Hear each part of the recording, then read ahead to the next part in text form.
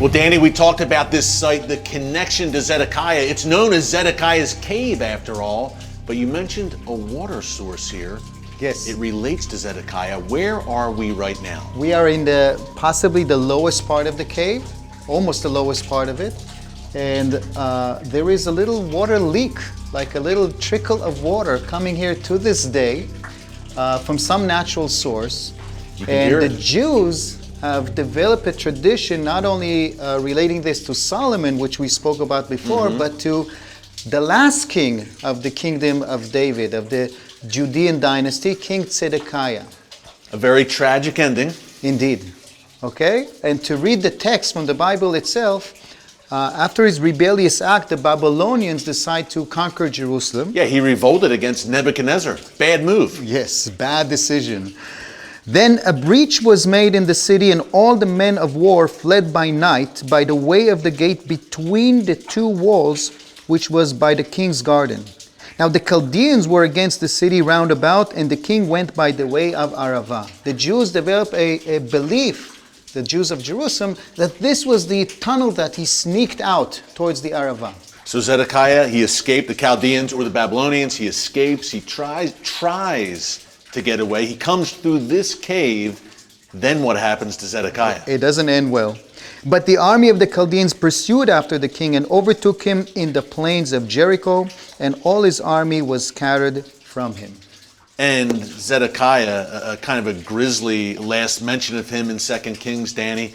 He has his eyes gouged out by Nebuchadnezzar's hordes. Yes, and totally. He's led away in fetters to Babylon. To Babylon. That's the last we hear of Zedekiah. And by the way, the last thing he saw before his eyes were removed was his family, his sons, being slaughtered by the Babylonians. Which also ends the Davidic lineage. It's That's the it. end of the dynasty of King David. And this is against the backdrop of Solomon's temple, the first temple, being absolutely destroyed, leveled by the Babylonians. Totally. And these water by the local Jews are the tears of Zedekiah, but not for the loss of his sons, for the fall of Jerusalem. So this site, Danny, has become famously known here in Jerusalem as Zedekiah's tears. You see this water flowing and flowing.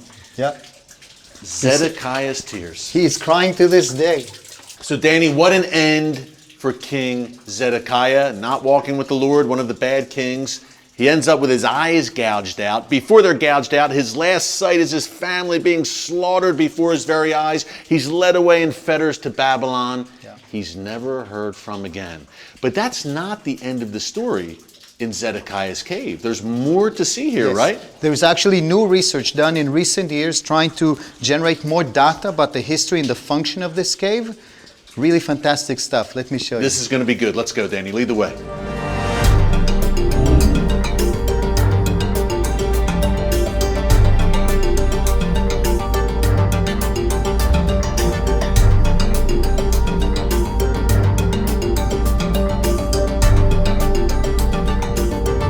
Eric, so as archaeology advances as a scientific field, more research has been done in many sites, including here. In the last decade, new research has been done in this part of the cave, which is actually here underground. It's not yet open to the public, okay? There are signs here warning, Beware. yes, do not enter. But we were able to get special access today, by the way. We're very fortunate. Not many people come back here. Yes, this was a special, generous offer of the municipality to let us in. We have to put these helmets on. Okay. And to everyone's surprise, we thought that we might discover here finds that relate this site to Solomon, to Zedekiah, to Herod. No. Sure, that's what we've been talking about. No, the finds here seem to relate to the Middle Ages, to a fantastic bloody chapter in the history of Jerusalem, the Crusaders. Wow. The Okay. Knights Templar. The Knights Templar, who were controlling the Temple Mount, which is just around the corner on the surface. Right above us, yeah. They were possibly the ones to make this as an escape route, as a secret tunnel so they could sneak out and run for their lives in the worst case scenario of the Muslim retake of the city. And that Crusader force that ruled Jerusalem, Danny, that was a small force of knights. Yes, they were very tactical. They managed to master a large piece of land. Yeah. But at the core of the fighting force, we're talking about 500 to 600 Templar knights. That's Surrounded it. by a large Muslim population, like Yes. you said. So we in the know in Middle Ages. Akko they had a secret tunnel, and other sites also bear those type of underground pathways, and perhaps this is all part of the medieval crusader plan. Okay, Danny, so we have this special permit.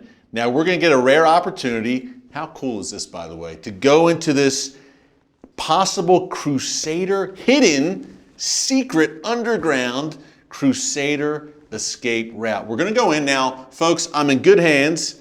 I am with a professional archaeologist. They call him Danny the Digger for a reason. So I will let you lead the way, my friend. Let's go into the secret crusader escape route. Let's go. Careful now. Here we go. This is a nasty fall here, be careful. Yes, yes. We'll head back to Zedekiah's cave a bit later in the show. But up first, Danny the Digger gives us an up-close look at some of the world's most legendary archaeological finds, proving the truth of the Bible. That's coming up after the break. Don't move.